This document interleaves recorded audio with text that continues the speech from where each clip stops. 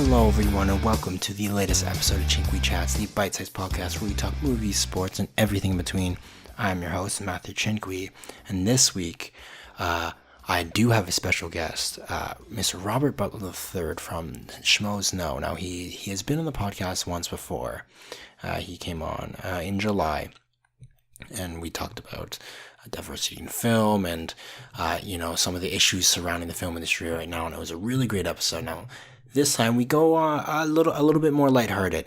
We talk about the year that is 2018 and moving forward. Now, this is actually my first episode about 2018 movies in the new year, as I had 2 weeks ago that gigantic episode with Dan Brennerman, which was incredible. That was such a long episode, so I had to take a break because I'm kind of running out of space on my Libsyn on the hosting service, so I gotta kind of cut it down a little, which is why I didn't have an episode last week, but it should be returning back to weekly episodes from here on in. But anyways, getting back on track, RB3 was a great guest. I'd like to thank him again for coming on, and let's just get right into it. Let's get right into the cinema chat.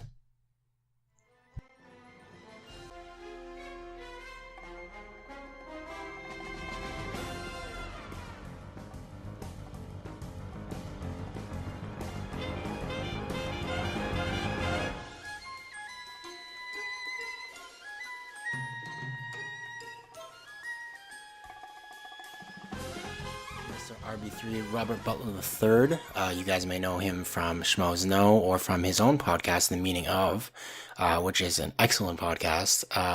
RB3, how you doing? I'm doing well today. Thank you very much. And I appreciate that you're complimenting our show. It's something that Ace and I work very hard at, and I'm glad you enjoy it. Yeah, I don't have time to listen to every episode. I'm currently going through the Spielberg Part 2 episode right now. Mm-hmm. And it was right after I watched the Spielberg documentary, which was kind of cool to kind of hear you guys go through all the Spielberg films, and then after kind of getting some insight from that documentary that I watched. Yeah, it was like probably our main point of research for our podcast was kind of we both agreed to like watch the documentary and then come in and kind of take notes on that, because it's hard to get through like every Steven Spielberg movie. Oh yeah, there's so many. So yeah, I thought that documentary was super interesting as well. You kind of, the stuff with his dad and then how that affected works like Jaws or E.T. I thought that was really fascinating. Or Last Crusade as well. Probably that one is probably the most significant one that it affected. I think that all that's really cool. Yeah, even Close Encounters of the Third Kind was another big one where the father played a lot of influence. But I think that's what makes Spielberg one of the greatest, is that he can incorporate like his own personal feelings and emotions and transport that into like a cinematic land front. So yeah, well, speaking of great, I'm hoping that this upcoming year in 2018 is going to be a great year for films. Now, 2017, we're coming off of real quick. What do you think of 2017 as a film year? Did you think it was strong or kind of middle of the way or even weak? The beginning, like the first like 4 or 5 months, I was like, wow, we are really in the shithole. We're really going down, man. I don't know. Because at that time, we got a couple of good ones. We got Get Out, we got Logan, like early in the year, but everything else, it was just nonstop. Like, I don't know. It was all like mediocrity, like at its best. Like Kong Skull Island, Beauty and the Beast. Even the independent ones that are coming out early in the year, like Patty Cake was like kind of just decent to me. So like, but as the season started to heat up, especially like towards the end, especially during this award season, man. From like October, November, December, like all just fire movies coming out left and right. I just wish it was more spread out throughout the entire year. Yeah, I'm with you there. Like, you had Get Out and then Big Sick that came on in the summer as well, and that one was pretty high for me. But other than those two, I keep a list on Letterboxd. And like my top 10 was decent at best, and then came October, and then like Blade Runner 2049 came out, and all these movies, like, they just kept hitting, and then we're up for a really good award season, I think. Yeah, oh yeah, absolutely. And yeah, I think in the long run, we did have probably more good films than like bad films. Hmm. And I think that it's also largely helped by like streaming services like Netflix, Hulu, and Amazon like coming to play with some like really big hitters. Yeah. And like independent studios like A24 coming out with like nothing but fire this year as well. So Yeah. Now, moving on for 2018, what's one film that you're really looking forward to? It could be blockbuster, could be indie. It doesn't really any film. one film that I'm excited for, well, there's a couple. Well, the main one is the new science fiction movie that's taking place in the Cloverfield universe, God Particle. Hmm. That one it got Daniel Bruhl, Gugu Nathara, um, David Oyelowo. Like it has a really cool cast, and of course, J.J. Abrams is producing it, and Julius Ohan is directing it, and African what Nigerian American filmmaker, African American Cool. filmmaker, behind the camera. So um, it's supposed to be like this big space opera. Like I'm excited to Hmm. see. There's not a lot of times that we get a lot of science fiction, particularly from like black writers and black Hmm. directors with African American cast. But like I'm hoping this one could like really do it for like the way Get Out kind of did for horror. I'm hoping this one does pretty big for sci-fi. So that's probably the one I'm looking forward to the most. Yeah, that's cool. I mean, I knew the third Cloverfield film was coming out, but I didn't know it had so many African Americans within the cast and the crew. So I think that's pretty cool. You also have Black Panther coming out this year as well, which I know a lot of my friends are very excited for. I have a Haitian friend who's like, yeah, we're going all out. We're booking an entire theater and bringing our entire families to that theater. So Yeah, uh, I'm telling you, I've already bought 3 tickets. Literally, I've already bought three that's tickets. I have 3 different groups of friends that we're all just like, yeah, we're all gonna see Black Panther. yeah. I haven't seen Twitter so hyped for a movie in a long time. So. But yeah, that's really interesting about Cloverfield. I actually haven't seen the other two yet. They've been on the list, and I just haven't gotten to them. I think But sorry. oh, I'm sorry, no, I was gonna say the first one was decent, but the second one was really good. 10 Cloverfield Lane was amazing. Yeah, I heard that was really good. The ending I've heard is kind of hit or miss. Yeah, I guess. I mean, it depends on how you look at 10 Cloverfield Lane. I guess I don't know. It depends. Like it's a tricky situation because you kind of know what happens Hmm. based on the title. The title's kind of a spoiler Yeah. in that way, but it's also I don't know. I'm sure if you're going in just watching the film and not knowing anything about Cloverfield or anything like that, I'm sure the title does like throw you for a loop. I mean, the ending throws you for a loop. But I mean, I had a certain set of expectations walking into that film, so the ending didn't really shock me all that much. So I'd probably have to see the first one to not be as shocked about the ending in the second one then. Well, really, nah. I mean, nah, not really. They're not connected at all. They Oh, have they're nothing to not? do with Okay. each other. Yeah, it's like an anthology. Okay. Yeah, yeah, yeah. Well, another film that I'm looking forward to in 2018 is actually another science fiction film, and that's Annihilation with Alex Garland, who directed Ex Machina in 2015, which was one of my favorite movies of 2015. And also has an incredibly stacked cast. You got Natalie Portman, Oscar Isaac, Jennifer Jason Leigh, and this is almost a sci-fi horror, like kind of along the lines of Ex Machina. And I don't actually know too much about it because the trailers are kind of wacky. Um, Yeah, it's very not like ambiguous. Like, yeah, uh, not like silly wacky, but yeah, ambiguous, as you say. So there's that's something that really intrigues me because I don't know that much about it. And I can trust the cast and crew to make a good movie. I'm super excited for it. yeah, I'm excited for that one too. I mean, as soon as the trailer came out, the first thing I kind of thought of reminded me of Arrival. Hmm. Not necessarily in style, but I guess in the way of like elevated adult science fiction. Yeah. And that's really exciting that we're living in an age like that because, for a long time, sci-fi was just seen as like big blockbusters, Independence Day, all that kind of stuff. Hmm. Um, but here, I mean, Annihilation just looks like it's gonna be grand and ambitious and just like an overall spectacle. And I'm really looking forward to it. I know for me though, I mean, I don't. Maybe I shouldn't. I just let me say this. I've talked to people who have allegedly seen this movie, Yeah. and they said they were like they said it's going to take multiple views to like try and get like a handle of it. You know what I mean? Okay. It's one of those like the person who I spoke to said they probably didn't like it initially, but will like check it out again when it comes out in theaters, just to see like if it actually works or it's I'm hearing it's a very head trippy kind of thing, which I'm really looking forward to. Yeah, I can appreciate that actually. It's I really like those thinking science fiction films. Like Arrival is one of my favorite movies of all time, and then you had Blade Runner last year, which was incredible. It seems that sci-fi is kind of making almost a resurgence these days with filmmakers like Denis Villeneuve. But hearing that this film is super weird and you have to watch it a few times, that actually kind of gets me a little bit more excited. Yeah, I'm hoping it's good. I mean, Alex Garland is, I mean, obviously he popped off in the scene with Ex Machina, which didn't it win Best Visual Effects at the Oscars? I think it did.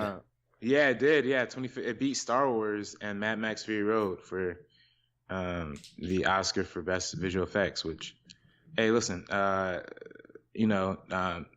Vikander's big breakout in that. It's nothing to shy away from. I mean, it's an incredible film, and I think that Alex Garland finally getting the chance to step into director's seat after writing so many good movies like 28 Days Later and all that kind of stuff. So, and Yeah, Dread and Sunshine. Yeah, so he's I actually didn't know he wrote those. So he's gone into that kind of blockbuster territory before. Now he's kind of pulling back and doing his own little sci-fi indie things, which is pretty cool. Yeah, but even the big sci-fi that he write. I'm sorry, but yeah, even the big sci-fi that he writes is like still incredibly interesting. I mean, Yeah. Dread is awesome. 28 Days Later is, I mean, I guess it now fits into that formula of the atypical like zombie movies, but it still have some like interesting ideas and kind of put a big influence on a lot of what we see in zombie iconography, and Sunshine is one of the coolest sci-fi films ever made. Yeah, 28 Days Later came in a time where zombies weren't they weren't as big as they are now. I'd argue right now that we kind of have zombie fatigue with The Walking Dead going on as long as it's going on, and it's like still one of the biggest shows on television. But for its time, yeah, I agree. Alex Garland really it's more of intellectual blockbusters to try to not sound like a douche, but like not just explosions and one-liners and fighting sort of thing.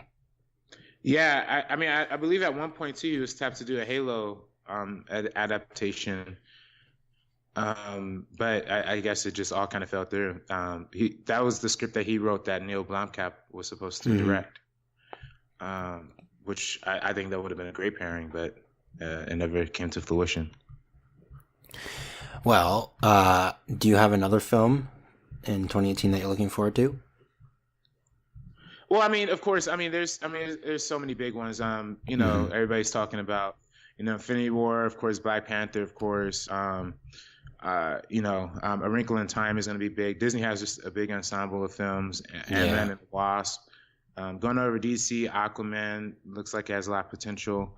But to me, the big blockbuster that has me very interested is seeing Spielberg's Ready Player One.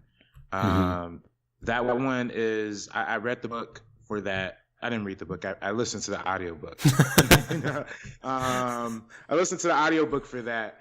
And, it has a lot of really cool, like I initially going into reading this audiobook, I was like, listen, number one thing I hate right now, like that's trendy in the world is nostalgia, right? Nostalgia just annoys me. And I hate that everything in our society is influenced by nostalgia as much as it is. But so going into this book, I was like, I'm just gonna hate this because like it's all nostalgia. But it actually tells a pretty like it's a pretty cookie cutter kind of story, but it's efficient. Like it has a lot of really cool moments, and it the book in particular, the book really drowns itself in how nerdy and obscure it is. A lot of the I've heard that. super obscure 80s references. And Spielberg's adaptation looks like it's going a more mainstream route, which I think is a way to go, especially for selling a movie like this. But I'm just curious. I mean, I just saw the post too about a week ago, and that was, to me, is one of Spielberg's finer films since like Catch Me If You Can, So maybe he is, going back to like those like early 2000s where he got like AI and Minority Report and all of these really cool and weird and kind of mind-bending sci-fi movies, and hope he could deliver that in a fun way with Ready Player One. Yeah, I have a few things about Ready Player One. One is the book. I haven't read it, but on Twitter and on Facebook and some other places, I'm seeing a little bit of backlash of the book, saying it's too pop culture filled.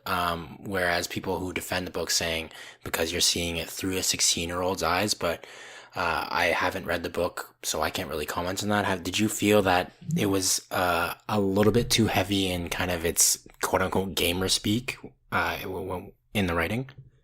I mean I felt like that was the style they were going for. You know what I mean? It felt like a big inside joke for 80s nerds. I don't know. It didn't bother me, but I like when I say these I don't know if you read the book, but the references, the references in this book are like real deep cuts. Like stuff I've never heard of and never would have imagined hearing about.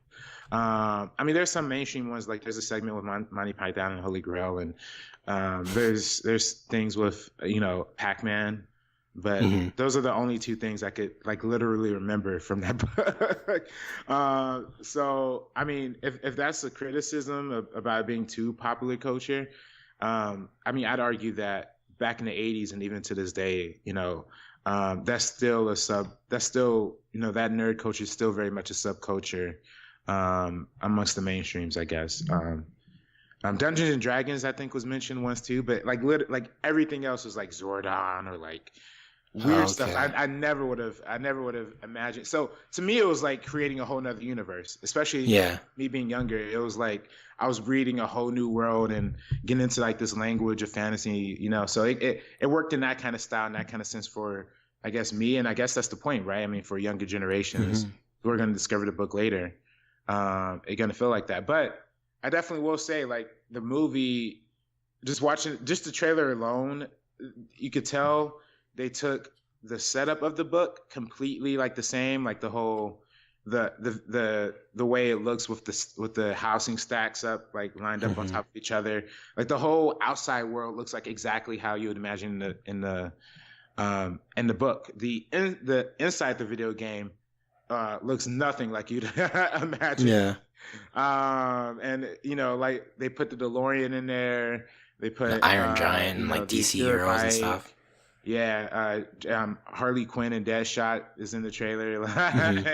You can tell they're very heavy going for, marketing this movie, because, like I said, it would be too hard to market this film without putting some properties that people actually recognize.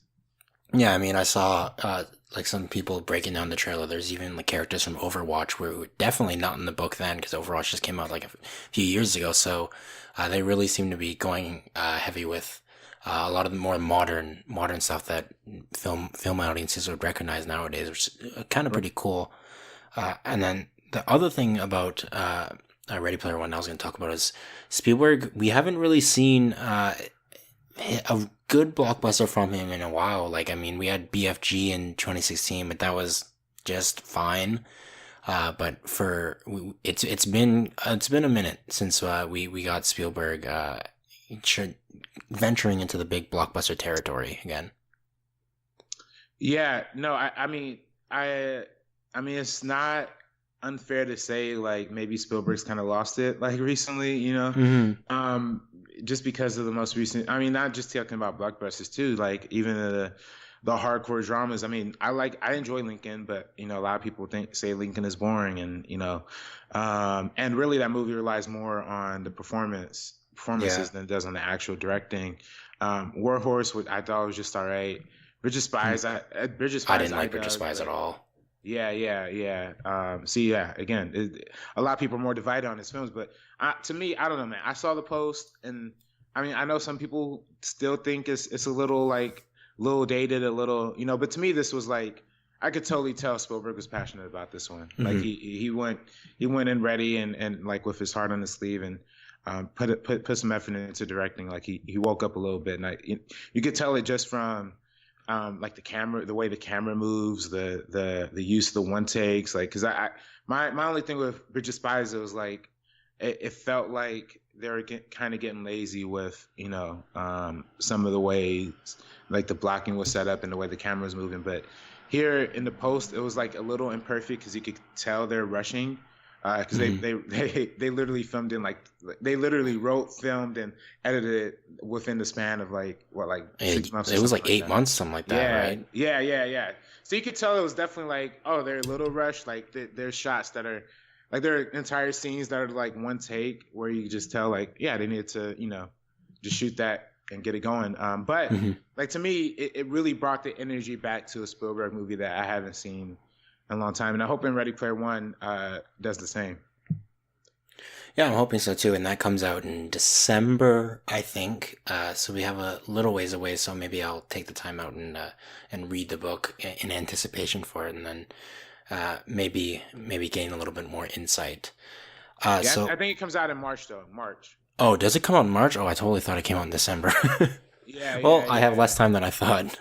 yeah. I just remember they had the trailer debut at Comic-Con like this year, so Ah, I knew it okay. had to come out sometime within. But yeah, it's in March, I think. Deadpool 2 looks great though. A Wrinkle Hmm. in Time is another one I'm excited for. Again, another African American behind the sci-fi And the favorite.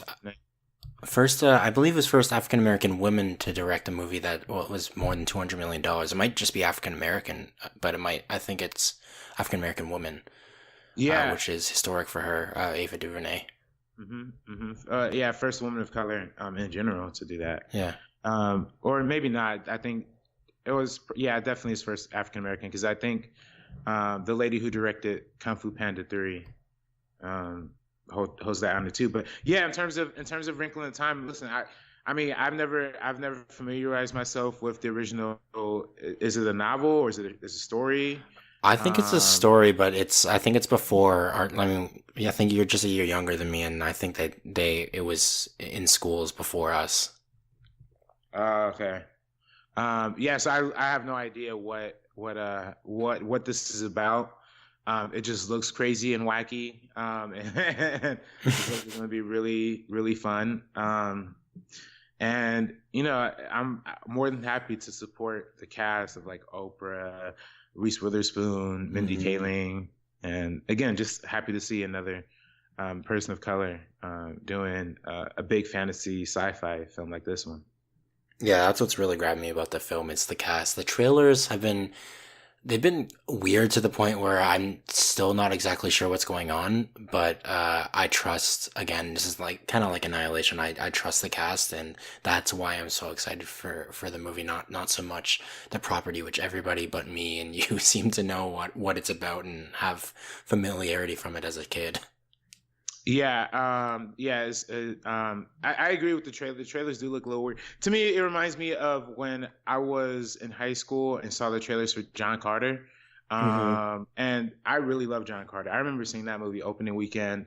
I was the only one in theater when I I was saw gonna it. say, were you the only one? Yeah, yeah. Only one in theater opening weekend when I saw it. Saw it in like IMAX 3D, man. It was awesome. Like I think that movie is criminally underrated. Um, and I I'm hoping, I hope Wrinkle in Time does better than John Carter, of course. But I'm hoping that it kind of evokes that same vein of like pure fantasy, kind of out there world. Yeah, I think it has enough going behind it that I think it'll at least break even with the big names behind it and all the marketing and the big Disney name, how big Disney's going on right now. I don't think they've had a flop in a while, so I think they're pretty well set for Wrinkle in Time. Yeah, I think this is going to be great. And, of course, Disney's also bringing us The Incredibles 2, which I've been waiting Yes. my entire childhood to Yep. finally see. Yeah, Incredibles was the first film I remember seeing in theaters. According to my dad, Pokemon the first movie was the first movie I saw in theaters, but Incredibles is the one I first remember, like the actual journey. I remember I was coming back from like basketball practice, something like that, and my dad's like, "You have a choice between SpongeBob and Incredibles 2," and I chose Incredibles, and I chose Incredibles, and I haven't looked back since because I love that movie, and Yeah, I'm so yeah. I excited for just, that. Yep. it's one of the best superhero movies ever made, one of the best animated movies ever made. It's probably the best Pixar movie ever made, if not one of the top two or three best Pixar movies ever. This gets me nothing but excited. And the fact that Brad Bird came back and is actually writing and directing it himself Hmm. makes me all the more excited. Yeah, when anybody's ranking Pixar, it's always near the top. Whenever anybody's going through their filmography, I know John Roca and Matt Knost, they did the top 10, and it was up there. It was at least in their top three, if I recall correctly. Hmm. So Incredibles is for lack of a better phrase, an incredibly loved film by everybody. And this film is another one of those really hyped films on Twitter right now. People are really talking about that like no other. I mean, people are talking about this more than I've seen Infinity War, to be honest. Oh yeah, I think this is going to be one of Pixar's biggest hits. So like when Finding Dory is the reason why Finding Dory is the highest Pixar movie ever made is not because it's the best. It's because the Hmm. first Finding Nemo was one of the best, and everybody, Everybody loves Finding Nemo. Yeah. right, everybody who was a kid watching Finding Nemo grew up, went to the theater, and put down a lot of Hmm. money to see. Same thing with Toy Story. Toy Story, everybody was kids when they saw it. Kids grew up, went on to buy a bunch of tickets. Um, and yeah, just is like it's been nothing but great for a lot of people. One last question before you And go. I'm hoping that The Incredibles 2 has that same kind of jump. And Monsters University, hopefully it doesn't go down that level Yeah. of like, Pixar sequels. But again, I'm more than confident that with Brad Bird behind it, it's going to be great. I mean, Monster University, it's nowhere near the levels of Monsters Inc., but I think it's fine at best. Like, I don't think it's bad by any means. It's nowhere near Cars 2 level. Like, Cars 2 is not even a Pixar movie in my mind. Um, but yeah, Monsters University, it's fine. But one more question before we have to head out. Do you think Incredibles breaks a billion? Oh, without a doubt, without a doubt. I think this is again, it's not only coming out in the height of the animated Pixar phase, where Pixar just came out of Coco. Inside Out was not too long ago. Finding Dory just became the highest grossing movie worldwide. So Pixar's on a high, but not only that, the superhero genre is at its peak. So Yeah. you're getting the best of both worlds here. People are going to be excited for Black Panther. Going to be excited for Infinity War. Going to be excited for that new Spider-Man animated movie. Spider-Man Into the Spider-Verse with Miles Morales. So Yeah, that uh, looks super unique as well. yeah, so we're getting a lot of animated. We're getting a lot of superhero movies that have been nothing like 2017 superhero movies have been um, nothing but great. Besides Justice League, but all of them, all of them have been great. So a lot of people are like really riding that wave of like great superhero movies, and Black Hmm. Panther's going to perform well. Infinity War is going to perform well, and yeah, I mean, I think it's just going to be a great year in animated films in general. I mean, you're looking at Wreck-It Ralph 2 is coming out during that Yeah. time. More on the indie side, the new Wes Anderson stop motion animated Isles of Dogs is coming out in 2018 as well. So there's a lot of, like I said, the Spider-Man animated thing. There's going to be a lot of interesting animated films. We're looking forward to it. Yeah, Isle of Dogs is one that looks kind of weird to me. I haven't been the biggest Wes Anderson fan, but you're right. I've completely forgot Wreck-It Ralph 2 is coming out this year, and then that Miles Morales Spider-Man animated one. And the reason why I said it looked unique is the animation style is something we really haven't seen before, and I think that could be cool to see on film. But we're gonna actually have to end it here. Thank you, RB3, for coming on to my podcast once again. It's been almost it's been half a year since you've come back on, so I really appreciate you taking the time out to come out here. Was there anything you'd like to plug? Yeah, thank you for having me on. This has been a real honor and a privilege. Just check out my podcast, The Meaning of Podcast. Every week we break down a specific director. Maybe we talk about a writer every now and then, and just general movies that are coming out too. Sometimes we'll just break those down. But The Meaning of Podcast is on YouTube, on the SK Plus YouTube channel, and on iTunes and anywhere you can find podcasts on the Schmoes Know Show iTunes feed, or on the Schmoes Know feed on anywhere you can find iTunes, including Podcast One. But yeah, check out my podcast there. Like I said, YouTube and iTunes. Check it out. Awesome. And people can find you on Twitter at RB3 Schmoes, right? Yes, absolutely. RB3 Schmoes. Awesome. Well, everybody give him a follow there.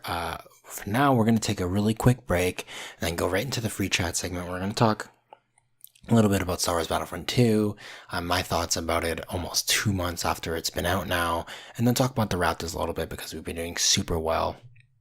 And I just want to talk about them. So I'll be right back.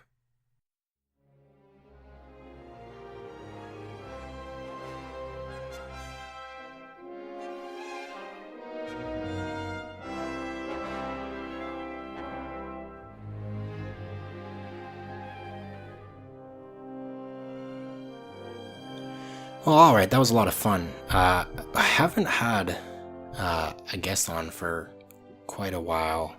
Well, unless you count the episode with Dan, but that was really kind of a joint thing, not really having a guest on my podcast. And something else I haven't had in a while is a free chat segment, which it's been almost a month now. So this week I'm just gonna kind of talk about just a few things on my mind. No real agenda. I've been playing a lot of Battlefront lately, Battlefront 2, and that's a game that's kind of been shit on by literally almost everyone, and honestly, you guys know me, I'm not the biggest gamer. I play video games quite a lot, especially because I'm lazy and I don't like to do school, so I've been playing on my PS4 a lot lately, and but I don't have like these big insights into what are the biggest games right now, and I'm really easily entertained. It's kind of like if you translate it to movies, it's kind of like I get entertained by blockbusters. As long as I'm having fun, I don't really care.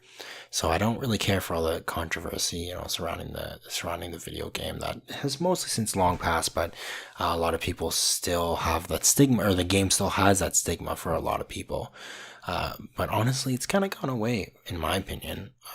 The visuals are incredible in the film, or in the game, and the campaign is, I mean, it's so. I still haven't beat it, which I guess speaks to the point of how mediocre it is. But the actual matches, aside from some matchmaking issues, like some of the teams are sometimes lopsided, and because they don't shuffle the teams, you can get just stuck in a server with one really lopsided team, and it's really discouraging when you have a team that's just really bad, and you're trying your hardest, and you can't win by yourself. Is all I'm trying to say. But other than issues from that, the fact that I care about the matches and the fact that I keep coming back to them, I think that speaks volumes as to the quality of the game, and I think it's gotten so lauded that it's actually pretty underrated. And they are still adding stuff in. I mean, you have updates. We just finished season 1 of the game. which kind of tied into The Last Jedi, and they just didn't update this past week, kind of fixing some bugs, but they actually added in a new hero ship and then a new version of the map on Crate, which for those non-Star Wars nerds, it's the salty planet on the salty planet at the end of The Last Jedi. Yeah, they added that stuff in, and it's rumored that the next season is going to be a Clone Wars season with Kenobi, Obi-Wan Kenobi, and Grievous, and fingers are crossed that we might get Anakin and Dooku as well. So we have a lot to look forward to in the future of the game, and I'm hoping that people will still play the game, so it has a little bit of longevity, that it lasts a little bit longer. So hoping that goes. And then on the lines of moving away from video games, along the lines of the Raptors, we've been doing quite well. I mean, as of right now, Dwayne Casey is in line to coach the All-Star game, and for those who know me, I say that a lot. Holy crap! But I haven't been the biggest fan of Casey because in the past few years, because he was very heavily reliant on ISO. He didn't seem to adjust to the game. He doesn't he doesn't make any substitutions when we need him. Doesn't call timeouts, that sort of thing. He's very, very stubborn in the way he coached. And this year he seems to be a little bit more dynamic. He seems to learn and adapt with the game, making decisions. Some of the decisions are still kind of weird, like putting Freddie VanVleet on with Lowry and DeLon, so I'll have 3-point guards in one lineup, which is kind of weird, especially when we need rebounds, and Freddie is like literally 4'5". Not literally. But yeah, he's other than stuff like that, he's really adjusted. I mean, the offensive system has been completely reworked, and everybody's noticing it. Not even just Canadian outlets like ESPN, and we all know how much of a shit ESPN is, but like Bleacher Report and stuff. They're all noticing that Raptors, they've really evolved their game. They're not heavily reliant on DeMar and Lowry to carry the team anymore with their ISOs. We are passing now. I mean, everybody's assist numbers are up. The 3-pointers are up, and everybody seems to be doing well except for Norman Powell, who he seems to have found his mojo back a little bit after we destroyed the Cavs without Lowry and Ibaka. I may add, destroyed the Cavs by 34, which is incredible, and that spawned a lot of videos of LeBron getting mad at his team. And I'm hearing a lot of stuff now that a lot of the Cavs players aren't happy. So take what you will. This is the regular season, but maybe this could be the year Raptors make it to the finals. I'm really hoping. And then yesterday, we got the excellent news that DeMar is an all-star starter again. But that video, if you've seen it floating around with him reacting to it or lack thereof reaction, he's just sitting there stone cold. Like his face just is, he doesn't move. It's like he's announced an all-star starter, and assistant coach Rex Kalamian just going in there and clapping and cheering and congratulating him. And DeMar just sits there with a straight face. It's like, cool, I did it again, whatever. Let's get back to the practice. And he was back in the gym half an hour later, which I guess speaks to his work ethic. He is this year, I think he's truly solidified himself as tied for with Vince Carter, or if not the greatest Raptor of all time. One day we will definitely see his jersey flying in a Raptors are definitely going to retire that number 10. Yeah, that was like a long rant. I need a quick breath after that one. But yeah, that is the free chat segment for this week. I gotta end a little bit early, just because when you have a guest on like RB3, we go on for a while, and I love that. I love having that discussion, especially when it seems organic and it's all good stuff, as long as it's not rambling and going on over the same thing. I'm happy. So yeah, once again, I'd like to thank RB3 for coming on in the Cinema Chat segment. You guys can follow him at RB3 Schmoes, and check out his podcast, The Meaning of Podcast, and then check me out this podcast is available everywhere. Like anywhere you find your podcast, it's probably there. Maybe not Podcast One. I don't really know how to find it on Podcast One, to be honest, or upload it. But it's on Spotify, iTunes, Google Play, YouTube, wherever you listen to your podcast, it should be there. Check it out. Check me out on Twitter at mchinquee96. Thank you for listening all of it to the end, and I will chat with you guys next week. Don't freeze. I never freeze.